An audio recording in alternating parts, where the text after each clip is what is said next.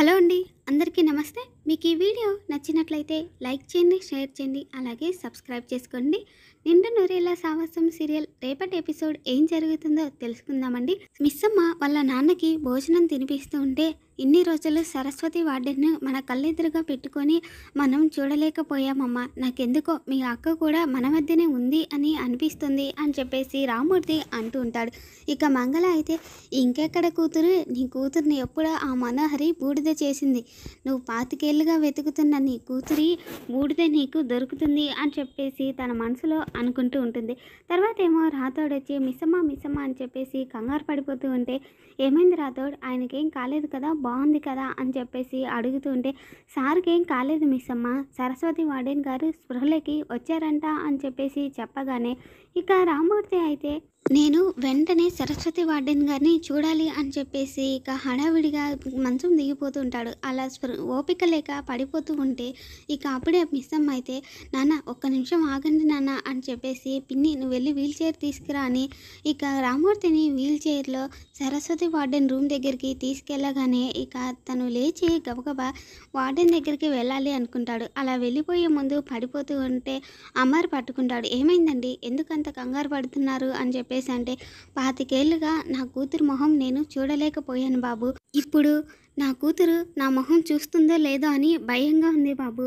25 ఏళ్ల కిందట చేసిన తప్పుకు ఇప్పటి వరకు శిక్ష అనుభవిస్తూనే ఉన్నాను. ఒక్కసారి అయినా నేను చనిపోయేలోపు నా కూతురు మొహం చూస్తానో లేదో అని అనిపించింది.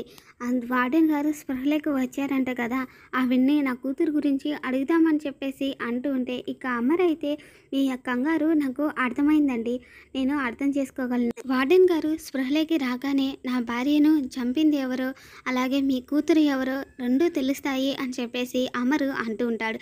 ఇక మంగళ అయితే, మనోహరి, అమర్కి నిజం తెలియకముందే నువ్వు ఎక్కడికైనా పారిపో మనోహరి. అమరు శాంతం వెనుక ఉన్న కోపాన్ని తలుచుకుంటేనే నాకు భయం వేస్తుంది. నిన్ను ప్రాణాలతో ఉండనివ్వడు. నా మాట విని ఎక్కడికైనా పారిపో అని చెప్పేసి మనోహరికి ఇక మంగళ చెప్తూ ఉంటే మనోహరికి కోపం వచ్చేసి, నేను అడ్డొచ్చిన వాళ్ళందరినీ చంపుకుంటూ ఇక్కడి దాకా వచ్చాను.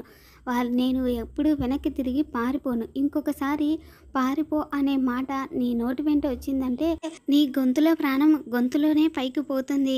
ఇప్పుడు అమర్కి నా గురించి తెలిస్తే దాని నుంచి ఎలా బయటపడాలో అని ఆలోచించు.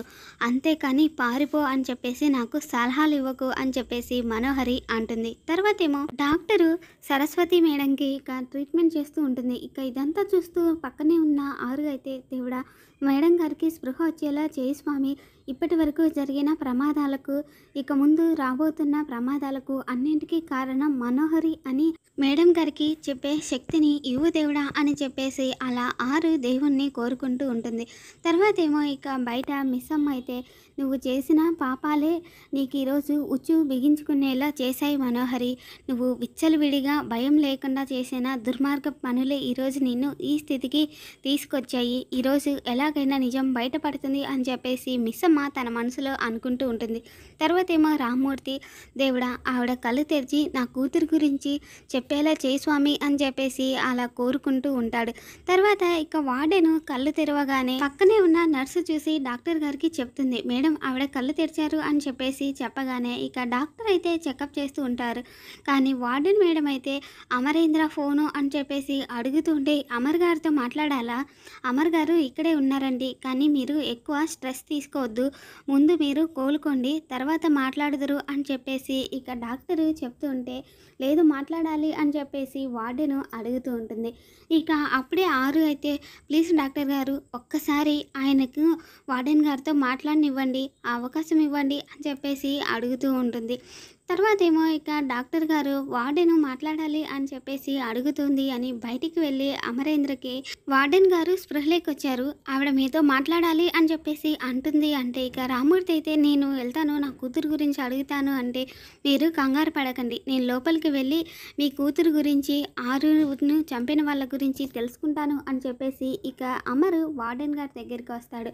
ఇక అక్కడికి వస్తే ఇక ఆవిడ చెప్పాలి అనుకున్నది చెప్పలేకపోతూ ఉంటే ఇక అప్పుడే ఆవిడ చాలా వీక్‌గా ఉందండి. హార్ట్ బీట్ కూడా లోగా ఉంది. ఇంకొకసారి స్ట్రోక్ వస్తే బతకడం కష్టం. చాలా జాగ్రత్తగా స్ట్రెస్ ఫీల్ అవ్వకుండా మాట్లాడండి అని చెప్పేసి అనగానే, అమర్ సరే డాక్టర్ గారు అని చెప్పేసి, మీకు నిజం తెలుసు అని నాకు తెలుసు. ఆ నిజం నాకు చెప్పే ప్రయత్నంలోనే మీరు ప్రాణాల మీదకి తెచ్చుకున్నారు అని నాకు అర్థమైంది. మీరు ఇవన్నీ ఏం చెప్పకుండా అసలు ఆరుని చంపిన వాళ్ళెవరో ఒక్క మాట చెప్పండి. వాళ్ళ పేరు చెప్పండి చాలు అని చెప్పేసి అమరు అలా అడగగానే ఇక సరస్వతి మేడం అయితే మనోహరి అని చెప్పేసి అలా మెల్లిగా చెప్తూ ఉంటుంది. ఇక ఆ మాట అమర్‌కి వినిపించకపోవడంతో ఇంకొకసారి చెప్పండి సరిగ్గా అర్థం అవ్వట్లేదు అని చెప్పేసి అడుగుతాడు. ఇక ఇంకోసారి కూడా వార్డెన్ గారు అలానే మెల్లిగా చెప్తూ ఉంటే మీరు చెప్పేది సరిగ్గా వినిపించట్లేదు. కొంచెం క్లియర్‌గా చెప్పండి అని చెప్పేసి అడుగుతూ ఉంటాడు. ఇక ఇదంతా పక్కనే ఉండి అద్దాల్లోంచి చూస్తూ ఉంటుంది మనోహరి. ఇక మనోహర్‌ని వార్డెన్ చూడగానే ఇక మనోహరి అయితే వార్డెన్‌కి చంపేస్తాను అన్నట్టు సైగ చేస్తూ ఉంటుంది. నిజం చెప్పొద్దు, చెప్తే నీ ప్రాణాలు పోతాయి అన్నట్టు. ఇక వార్డెన్ అయితే తన మాస్క్‌ని తీసేసి కంగారు పడిపోతూ ఉంటుంది. ఇక అప్పుడే డాక్టర్ గారైతే ఏమైందండి? ఎందుకు మాస్క్ తీశారు అని చెప్పేసి మాస్క్ పెట్టి చెకప్ చేస్తూ ఉంటుంది. తర్వాతేమో టైం బాగుంది కాబట్టి ఆవిడకి స్ట్రోక్ రాకుండా కాపాడుకోగలిగాను.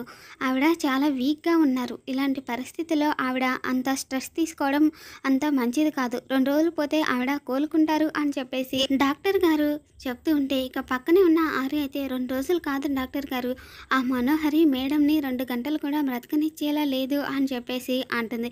తర్వాతేమో ఇక అమరు మీరేమీ టెన్షన్ పడకండి మేడం. నా భార్యను చంపిన వాళ్ళు నా ముందు ఎలాంటి ముసుగు వేసుకొని తిరుగుతున్నా కానీ నేను వాళ్ళను కనిపెడతాను.